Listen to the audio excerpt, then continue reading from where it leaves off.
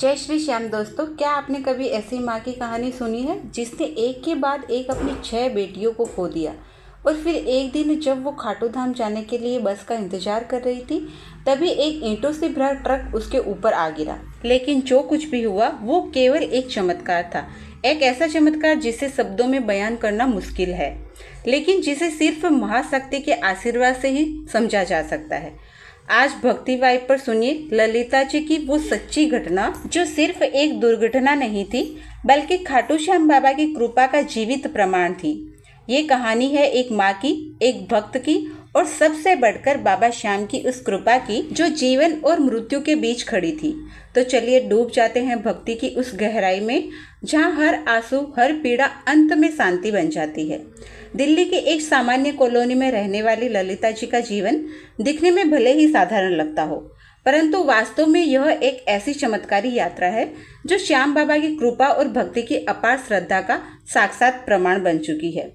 पिछले 26 साल से वे बाबा श्याम के दरबार में आ रही है, कभी पैदल, कभी बसों में, झांकियों के साथ या फिर कभी अपने पूरे परिवार के साथ। उनका मानना है कि जिस दिन उन्होंने बाबा के चरणों में खुद को समर्पित किया उसी दिन उनके जीवन की दिशा बदल गई। ललिता जी का वैवाहिक जीवन बहुत सरल नहीं था। विवाह के बाद एक उन्हें बेटियां होती रही। उनको कुल 10 बेटियां हुई। समाज के लिए जहां यह एक बोझ समझा जाने लगा, वहीं ललिता जी ने हर बेटी को बाबा की देन समझकर सम्मान से पाला। लेकिन उनका मन कहीं न कहीं एक पुत्र की कामना भी करता रहा, न केवल सामाजिक संतुलन के लिए बल्कि इसलिए भी कि उनके ससुराल में उनको और उनके पति को बार बार अपमानित किया जाता था। उन्होंने अपने दुख बाबा श्याम के चरणों में रख दिए। हर फाल्गुन, हर एकादशी, हर 100 कीर्तन में वे शामिल होती रही। बाबा से यह कामना करती रही कि जैसे सबका दुख दूर करते हो वैसे मेरे भी जीवन में कोई संतान रूपी उजाला करो जो इस अंधेरे को खत्म कर दे। और आखिरकार वर्षों की तपस्या और आस्था रंग लाई। 10 बेटियों के बाद बाबा श्याम की कृपा से एक पुत्र का जन्म हुआ। यह घटना नहीं थी बल्कि एक अलौकिक चमत्कार था। ललिता जी की आंखों में आंसू थे, आभार के, श्रद्धा के और विजय के। वर्षों की उपेक्षा, संघर्ष और पीड़ा के बाद यह पुत्र एक वरदान बनकर आया। उन्होंने इसका नाम भी बाबा से जोड़कर रखा। समय बीतता गया, बेटियां बड़ी होती गई। 4 बेटियां अब विवाह कर चुकी है, वह भी अच्छे घरों में, बिना किसी आर्थिक सहयोग के, केवल बाबा की कृपा से। ललिता जी और उनके पति की आमदनी सीमित थी, एक छोटी सी सरकारी नौकरी, लेकिन फिर भी हर शादी ऐसे संपन्न हुई मानो कोई देव आयोजन हो। किसी से कर्ज नहीं लिया, किसी से कुछ नहीं मांगा, केवल बाबा से मांगा और बाबा ने कभी खाली नहीं लौटाया। उनकी यह जीवन यात्रा यहीं तक सीमित नहीं है। सबसे बड़ा मोड़ तब आया जब एक दिन खाटू धाम जाने का संकल्प लेकर ललिता जी अपनी बेटी के साथ बस स्टैंड पर खड़ी थी। यह घटना कोरोना से कुछ समय पहले की है, संभवतः फाल्गुन मास से कुछ ही दिन पूर्व की। ललिता जी हर बार की तरह इस बार भी बाबा के दरबार में बस से जाने का निश्चय करके निकली थी। उनके पति उन्हें बार बार कह रहे थे कि इस बार कार में चलें, लेकिन ललिता जी ने कहा, नहीं, मैं बस से ही जाऊंगी। कीर्तन करते हुए, नाचते गाते हुए जाना मुझे अच्छा लगता है। बस का आनंद ही कुछ और होता है। उनकी बेटी भी साथ थी। दोनों माँ बेटी बस स्टैंड पर खड़ी थी, हाथ में प्रसाद की थैली, गले में बाबा की मूर्ति और मन में भक्ति का अथाह सागर। और तभी अचानक एक भयंकर घटना घट गई।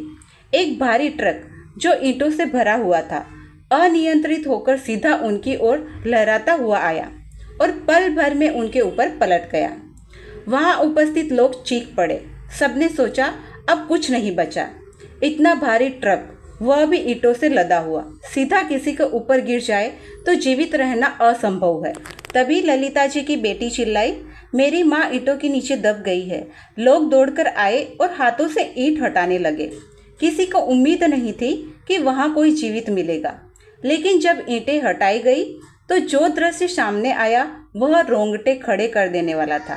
ललिता जी जिंदा थी, न केवल जीवित बल्कि पूरी तरह सचेत। उनके शरीर पर एक खरोच तक नहीं थी। हाँ, कुछ ही देर बाद उनके सिर से खून बहने लगा और वे बेहोश हो गई। लेकिन जब तक वो होश में थी, वे केवल एक ही बात कहती रही, मुझे बस से ही खाटू जाना है, मैं बाबा से मिलने जा रही हूँ। इस दुर्घटना में उनकी 2 उंगलियां टूट गई थी, सिर पर 10 से 11 टांके आए थे, शरीर पूरा नीला पड़ गया था, लेकिन जीवन बचा रहा।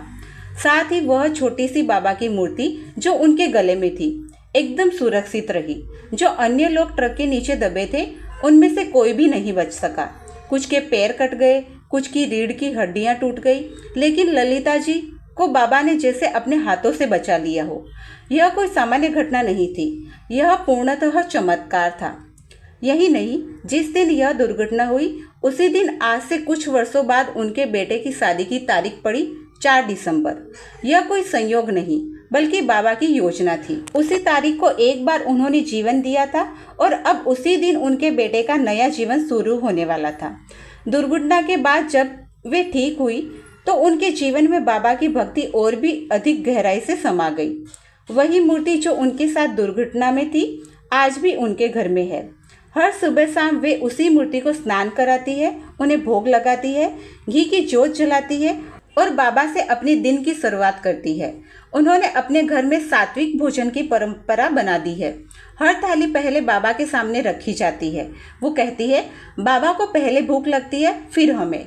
अगर बाबा को भोग नहीं लगा तो मुझे भी भूख नहीं लगती। बाबा आज भी उनके घर आते हैं।